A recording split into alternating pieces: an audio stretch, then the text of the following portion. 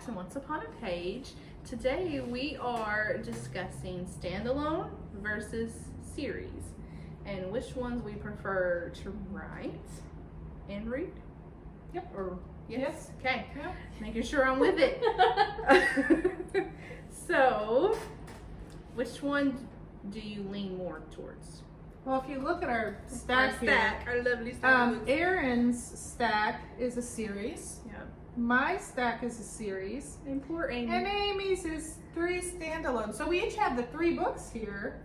And I have another standalone She that does, is not yes. actually here We today. don't have that one yet. Overachiever. And I have one coming out in July. Yay. So, you know, Yeah. but it's a standalone. It is a standalone. Yes. So yes. she's breaking the mold. Yes. Now, is your newest one is standalone. Standalone. But your next one is The next one, the one coming out in December, is also a standalone. But she's trying to get a But I series. have okay. I have sent in a proposal for a 3-book series Yeah. called Okay. I'm calling the Road Trip Romances. Okay, Aw, cool. that'd be That sounds fun. Yeah. So you're branching into the series. I'm trying to branch into the series. Though it sounds like it's going to be a series that's not one character throughout. It is a series about 3 different girls Okay. that are friends. And so the first book has all 3 of them in it.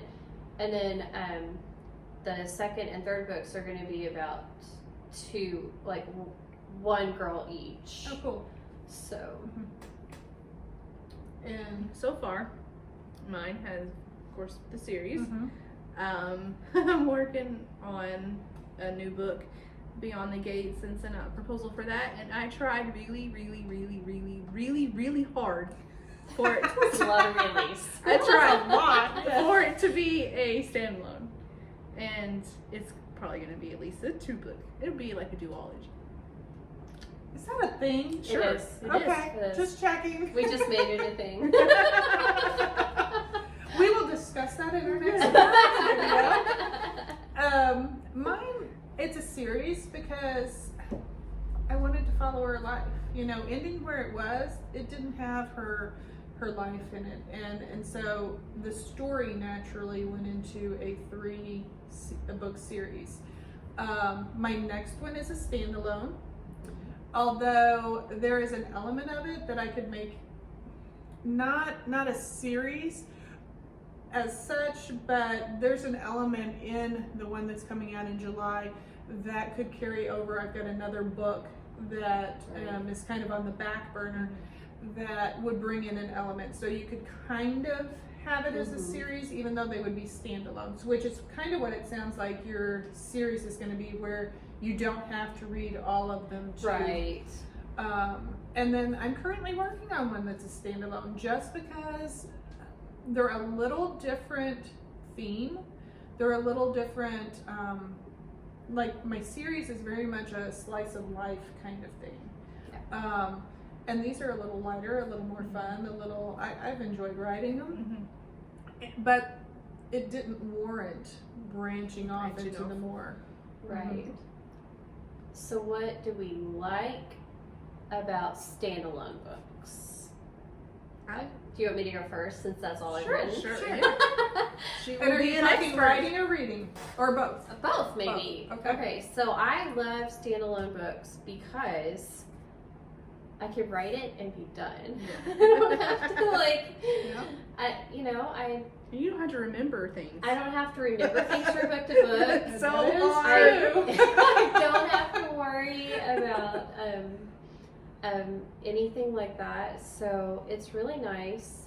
And I feel like I told enough of the story in those books to where people could be at least mostly satisfied with the happily for now, happily ever after, Our whatever. readers, yes, Yes. satisfied. Yeah. Now, I have had some readers say, so when are you writing the sequel? And I'm like, what sequel? I wasn't going to write a sequel. I feel like I've done my duty to those characters. That's a good thing, though. It At least is. they connected and really liked Yes. the characters. So I appreciate that, but for now, I am done with those characters.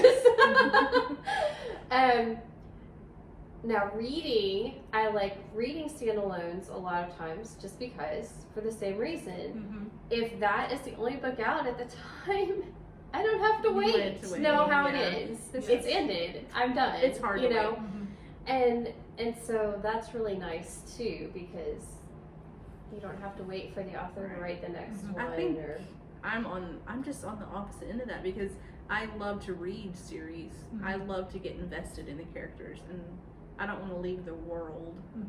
And maybe that's why I think in fantasy it's so much easier to get lost in a world in a series of books, and I like that more. Maybe that has something to do with why I like to write it and read it the best. But I don't know that it has to do with fantasy so much, because I do that with I can with do the that contemporary with or others, the historic fiction, and I think it's that falling in love with the characters, Yes. falling in love with the people, falling in love with even the setting. If it's well done on the setting, and I'm going to dive in again and again and again. Yes. And so I like both, and for both of those reasons. Yeah. I like the standalone when I want to be able to just get in and get out, and still love the characters, still love the story, still really get into it, but I don't want necessarily to get hooked on something. I've got to go back and back and back and back.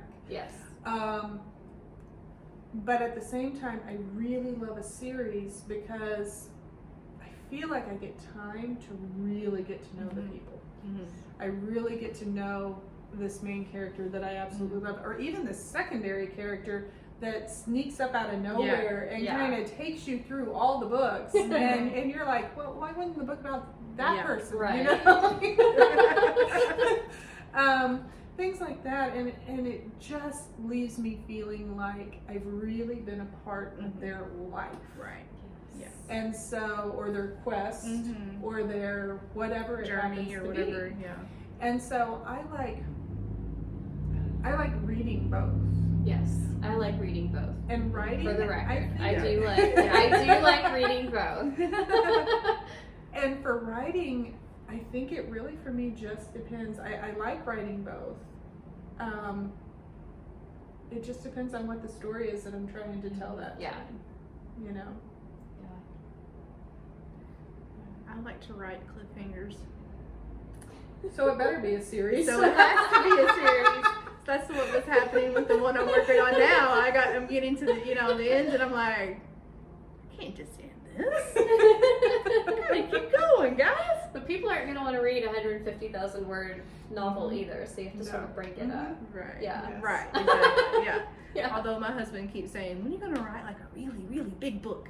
And I'm like, why do I The have publishers to? don't like to No, have they really, don't. really big No, they books. don't. They're so So expensive too yeah. Yeah.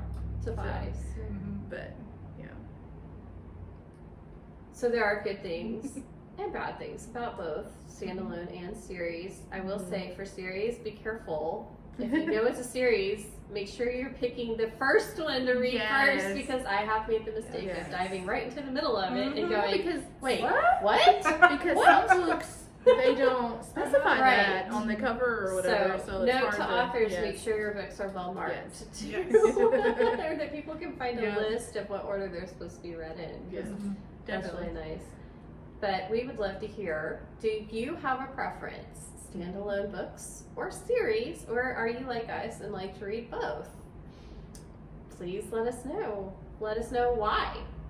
Because, that might, I don't know if that'll influence us in our future writings or what. I'm still gonna try to write a standalone, but we'll see what happens. We're going to see if Erin can pull it off. Yes. If she does, we'll let you know.